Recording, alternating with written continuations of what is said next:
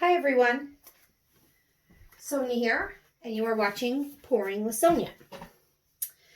I've had fun trying the coconut hair serum oil in my beachy pours. So here is my dried result of the first beach pour that I did with the coconut hair serum. And for this 16 by 20, I mixed up 20 ounces of paint. So today what I'm going to do, it's a very lovely result. I like it a lot. In fact, I've got one hanging in my entryway. The colors in my entryway are a nice cool blue, like a pool colored haint blue and peach. So I thought I'd try and do this. Same colors, but instead of tan, use a peach.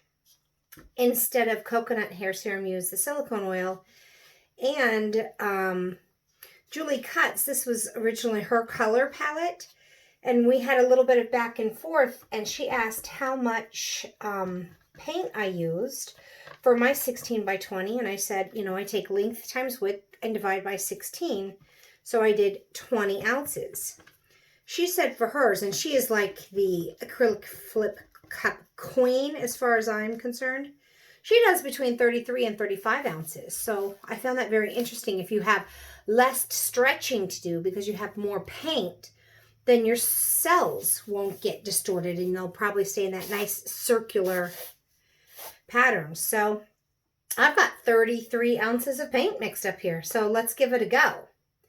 My pouring medium is just glue and water. It's 70% Elmer's glue all, 30% water. That's all. I just pour it. I just get a big old soup container. I use my, scale and measure 70% and 30%. And so that's my pouring medium, mixed roughly 1-to-1 with the paints. Uh-oh, got a little speck in here in my paint. So yeah, that's my pouring medium. Very simple, trying to use some simple things that everyone can find while we're, products are a little bit harder to come by. So instead of Floetrol, I'm just using glue and water. And so I have 6 colors mixed up. I actually have 2 batches of white, and that is just the Artist Loft white flow acrylic. So that's all I have mixed up there. And then I have the rest of these are just all acrylic, student grade quality paints. So just the reason I'm using these right now, well, I think they produce just fine results, especially if you're learning, why spend a whole bunch of money on expensive paints since you're experimenting and learning. And I get really good results with these. And also, I'm going to equate the student grade paints to something that you might be able to find in a CVS or a Walmart or something like that that would be open right now. Although I'm happy to report that I got an email that Dick Blick's Arts Materials, there's one near me, you can do curbside pickup. Yay! But I'm trying to use paints of the same kind of student quality that you might be able to find not at an art store, but at any store that you're looking for to do some painting, maybe with your kids, maybe for yourself, maybe just as therapy. Art is a great therapy. So I have raw umber, which is just mixed up here all by itself. And I have turquoise mixed up all by itself here.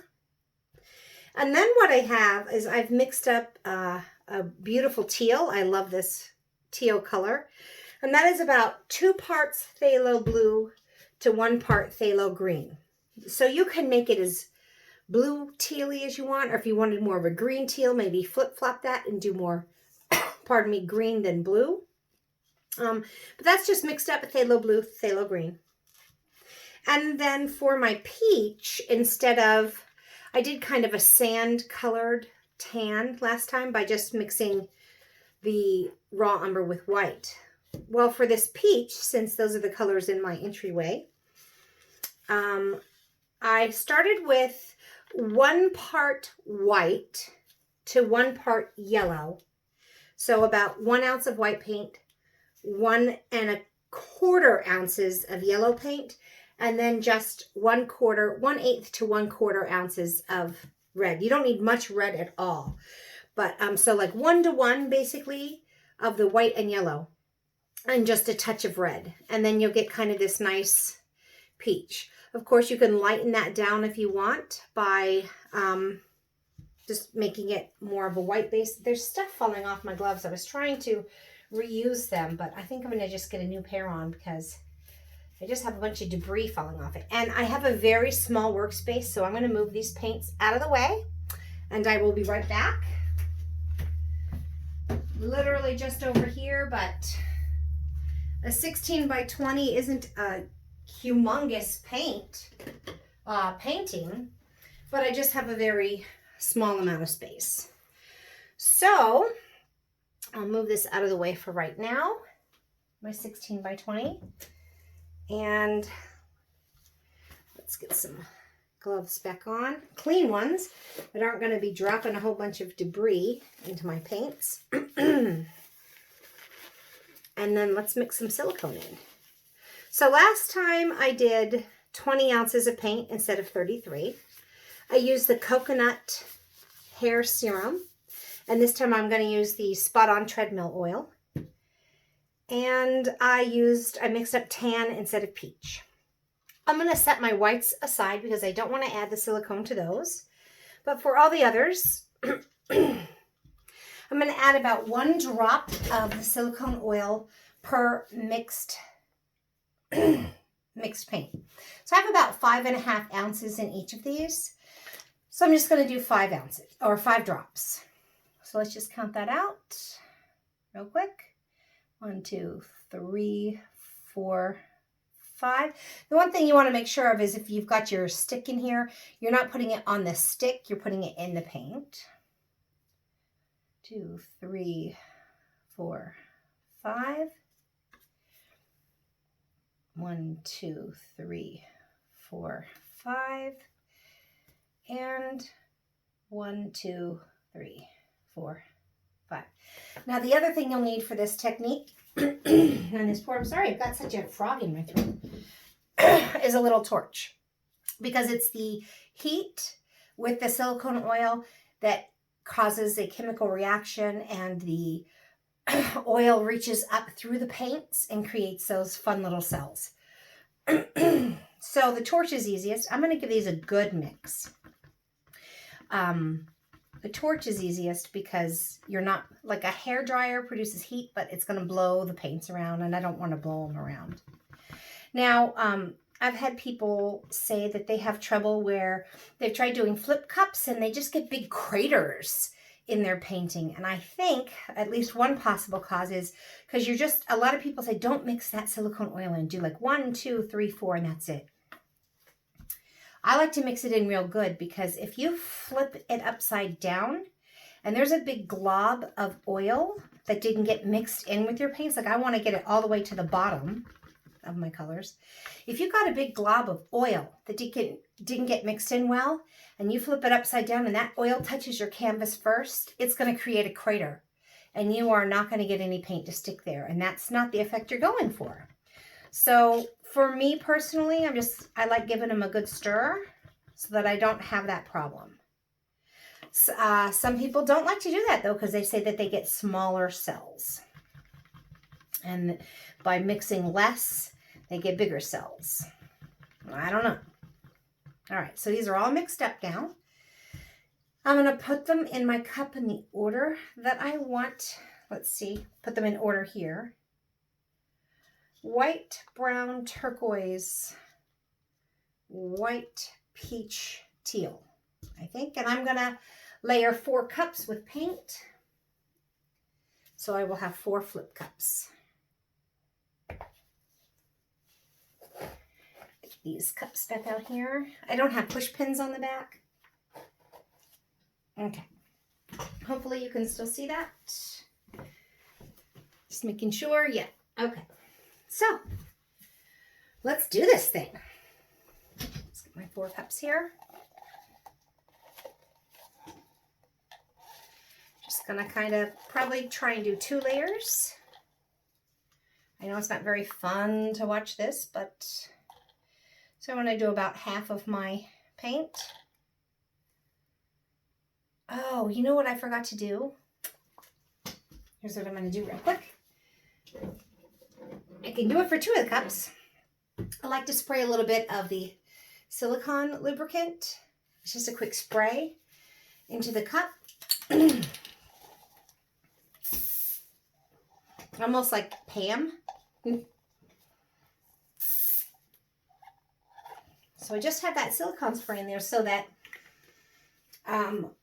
when I tip my paint upside down, it releases from the cup. And now that'll be kind of a fun experiment for you to see.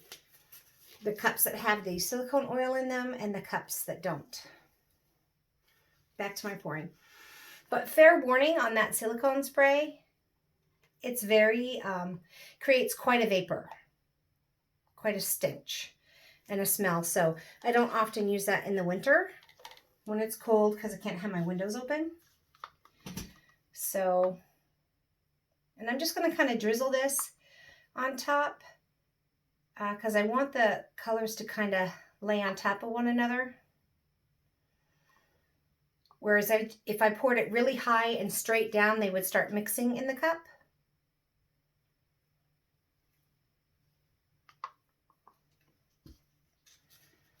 All right, so let's just do this real quick. 1, 2, 3. I'm not being super careful about it. If a little bit drops down, that's fine. And now my second layer of white here. So I've got, I'm not doing a sandwich pour where I've got white on the top and the bottom, but I've got 6 paint colors mixed up, 2 of which are white. So I got about 10.5 ounces of white paint as opposed to 5.5 ounces each of the colored paints. Here's that pretty peach.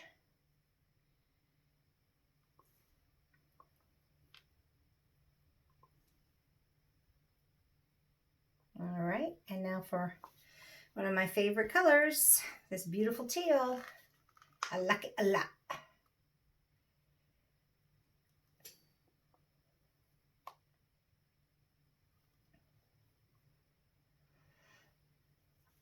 Alrighty, I know it's not very fun to watch the paint being poured into the cups, but I like to assume that everybody that's watching this is, you know, I don't want to leave out steps in case there's beginners.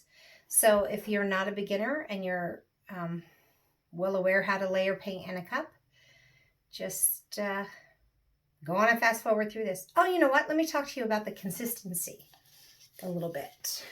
I'll show you real quick. Well, I still have some in my cup. And I like when I'm making these multiple cups too. I like to pour them in if I have cups that are clear. I like, because then I can see if I've got kind of the same volume of paint. So let me just show you this real quick. So it drizzles off very easily and leaves a slight mound in the cup. Not a heavy mound, although sometimes I've got to say, I do like it. I even like it a little thicker than this. I like thicker paint as opposed to thinner paint, so this is as thin as I would ever dare make it. I'm making a lot of it this time, so a lot more than I normally would. So I'm almost making, let's see, you know, I'm making 33 ounces of paint here, and last time I only did 20. So it should be quite a difference, I think, in how much stretching I have to do.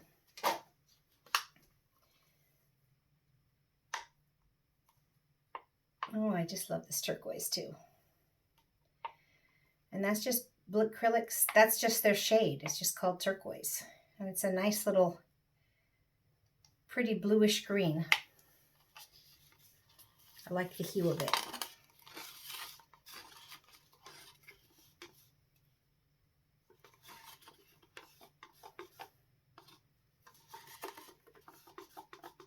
All right.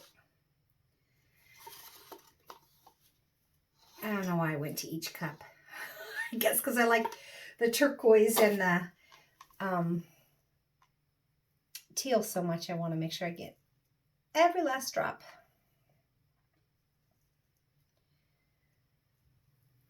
All right.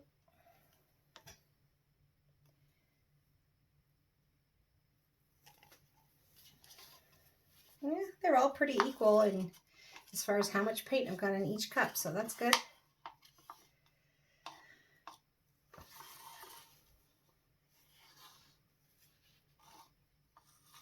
All right, now for this fun little peach. It is a fun little color, isn't it? I like it. So 1-to-1 yellow to white. And then and that was 1 ounce to 1 ounce. Or even 1 1/4 ounce, I think, of the yellow to 1 ounce of the white. And they're just like 1/8 of an ounce to 1/4 of an ounce of the red. Not much red at all.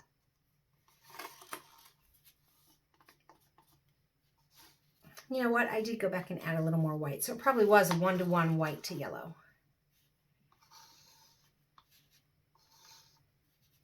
So I thought each of these was maybe a little thinner than I wanted, so I added just like 1/8 of an ounce of paints. All right, here's that beautiful teal I like.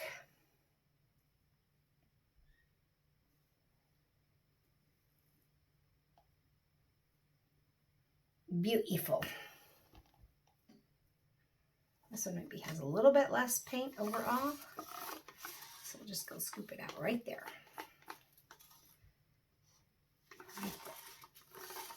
I think I always start with a little bit less on those first 2 cups, and then I think, oh, I got lots left. So then I maybe go a tiny bit heavier on this, the later cups. They're still pretty close. So I'm just going to wipe my hand real quick so it's not too slippery. And now actually I think what I'm going to do is move this a little bit more in the center.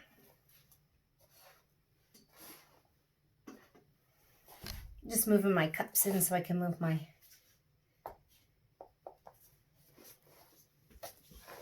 canvas a little bit more in the center of this. Put that off, and let's do some flip cups. 1, 2, 3, oops, go a little faster. 4. Now, you can see right here, this one had silicone in it. It's dropping right away. And this one has silicone in it. I can see the paint releasing from the cup. I wonder if you can see that. And then the other 2, yeah, you can see how it's just completely released here. See what I mean? And then the one next to it, right over there, is still clinging to the top of the cup. So that's the difference that the silicone oil makes. These 2 have completely released. These 2 are still kind of, I want to have some debris left on the cups, and that's okay. All right, let me stand up here, and I'm just going to flip and pull, I think, or lift and pull. I already flipped.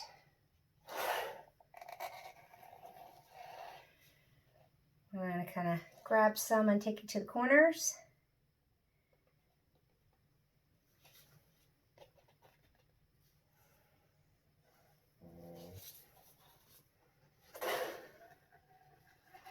Oh, with that peach in there, I'm getting a lot of green,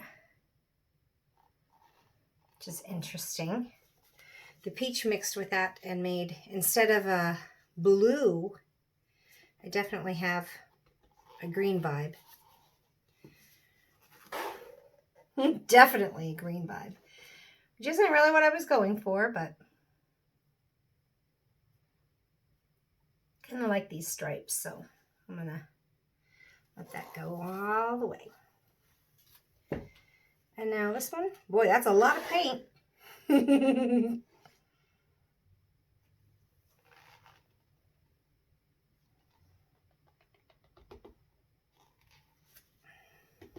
Okay. I think I could maybe go somewhere in between the 20 and 33. So I think I'll start down here because that's the most of the, I think I'll start by tilting this way because I've got most of the canvas, more of it to cover. So I'm just going to kind of walk it down slow, little by little.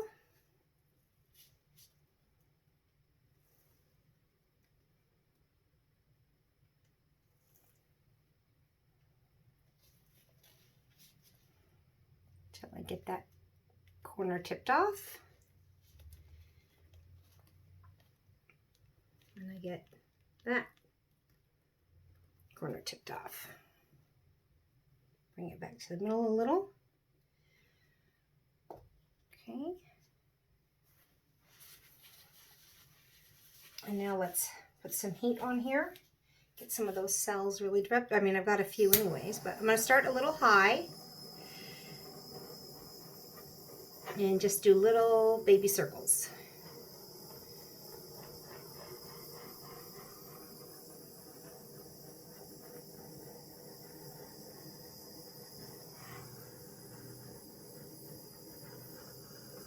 And I'm going to go slow. Like if I'm not getting, I can go down closer if I want to go down closer. To get some more of those cells to pop up. But I don't want to go too fast and hard in there.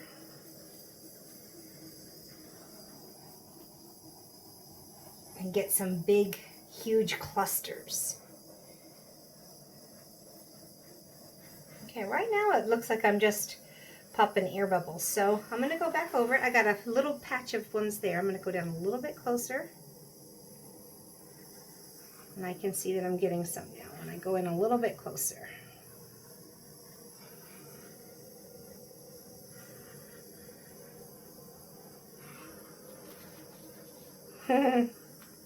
Definitely got a lot more green in this one.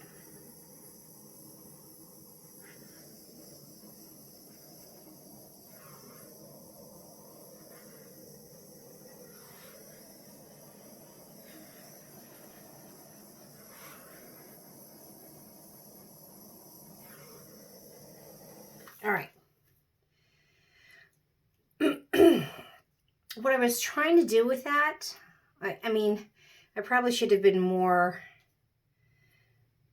equal about it, but I want to have some kind of, like I got really a big, huge cluster there, but I want to leave some areas without cells, like these stripes in here. I don't want too much going on in there.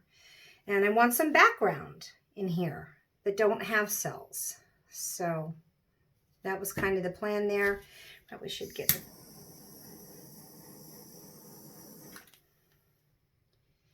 Yeah, like that. I got some darker ones up there. That's nice. I got some dark ones there. That's nice. I don't really like those. Let me see if I can get a few more up here where this green is. It's all like brown and white there though. So I'll stop. I'm going to let that sit for a minute or two and just kind of let those develop. I don't want to rush this part. Sit here and let it wait for a second, especially since I just went in there. Because what happens with your cells, let me get these out of the way, they will continue to expand even after you're done. I mean, have you ever done a painting or a swipe or anything and you're like, oh, that's great. And then you walk away and you come back and they have kept on growing and they bombard one another and it's not really what you had left it. That's because your cells are going to keep growing. So just let this develop for a second. I think that's probably enough time now. And so I tilted off one way, then heated, and now I'm going to stretch the other way to stretch these out a little bit, these cells, okay? And I'm going to move a little bit back and forth to try and open them up a little bit. Show you what I'm doing.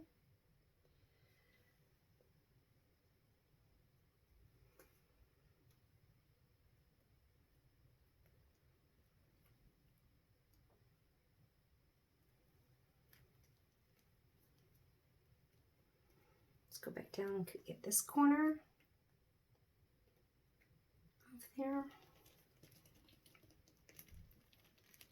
I'm tilting everywhere. And I can kind of come back this way a little now.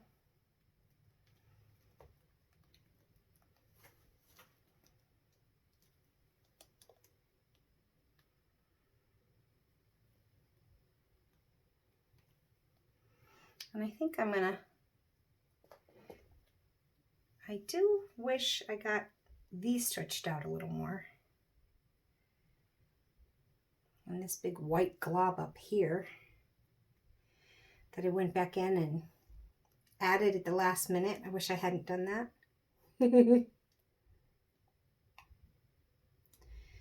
So I mean, I've got plenty of paint. I'm just gonna tilt a little bit off, so I can get those stretched out a little bit.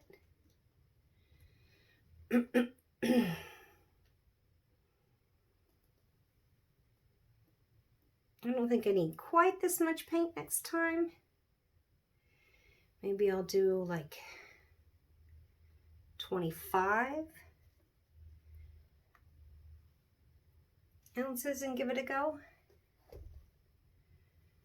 It's pretty nice looking though. I am not gonna lie. So let me take my gloves off and I'll bring you down for a close-up. I like that I've got a nice variety of cells to background. I like that I put the stripes in there because it kind of gives it a little bit of flow and interest. And boy, I'll tell you that peach and teal really reacted to become this kind of pretty sea green. So I don't know if this light's better or worse. Probably do need it. Sorry. I just angle it a little different. All right. So here's the painting. It's a 16 by 20. I got some nice, the peach is really pretty in it.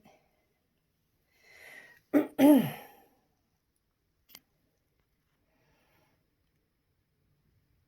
it might be better if I zoom up a little. I don't know. I got a new phone and I don't know. I think I like the way my old one records better. It seems to focus better. When I'm doing these close-ups, it stays in focus. Look at, there's some really pretty cells up here. Some multicolored, but I still have a nice little background, like a sandbar or something, you know? I like it. I like that teal and brown together. That's nice. Or turquoise and brown together. It's very pretty. So I've got nice little, I've got some white rings around these, but then I also have some dark turquoise, dark teal rings around. The dark teal over here and the white rings over there. So it's kind of fun. This part in here kind of reminds me of like an agate or a stone, a malachite type of thing. So I like this. I think it turned out pretty good. I'm not too crazy about this. I wish I would not have gone in and torched that the very last spot that I did, of course, is my least favorite, but that's okay. If you're happy with probably 80% of your painting, then just leave it. Don't keep stretching. Don't do anything to it. I'd rather be happy with 80% and then not ruin the, try and fix the 20% and then ruin 100%. So I think that turned out pretty nice. I like the colors. I was hoping for more blue and peach, and I ended up getting more of a green and peach and brown, and it looks really beautiful. So I don't mind that at all. Then I got just a few little points of interest with that dark turquoise that didn't blend in with the peach. And then I got a few areas of just the peach that didn't blend. It's just nice. It's really pretty. So I hope that you enjoyed this and you learned something from it. Thank you for watching. I hope you give it a thumbs up. And until we meet again, have fun painting, everyone. Bye.